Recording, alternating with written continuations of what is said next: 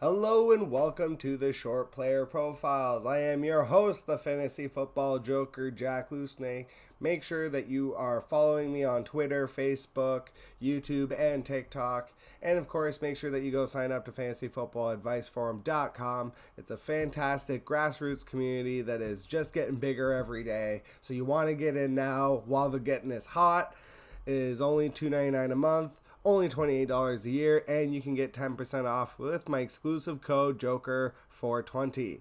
Today, W is for Russell Wilson.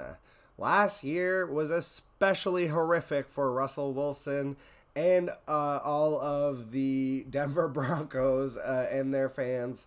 That offense was excruciating to watch. And Russell Wilson was definitely primarily responsible. And I think a lot of people are thinking that he's washed.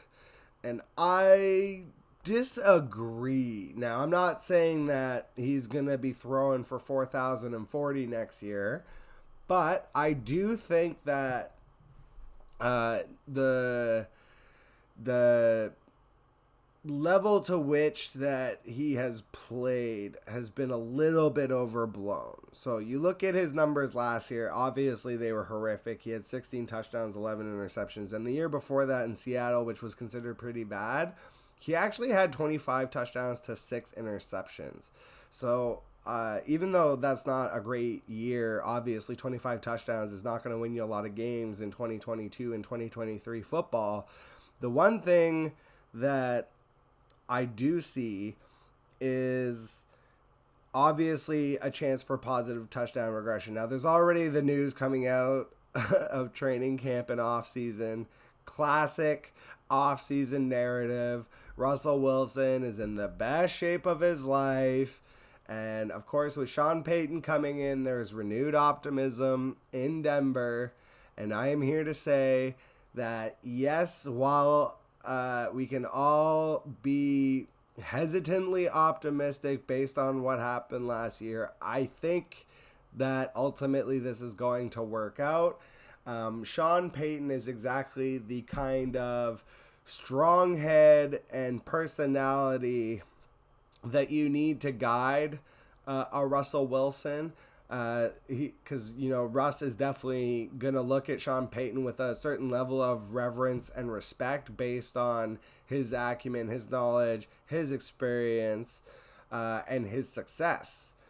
So I think immediately in the beginning of a relationship like that, there's usually positive dividends. Now, over time, we'll see how that plays out, 2-3 years from now. But in terms of redraft, in terms of this season, this upcoming season, I do think that Denver is going to push to compete with Kansas City and with the Los Angeles Chargers.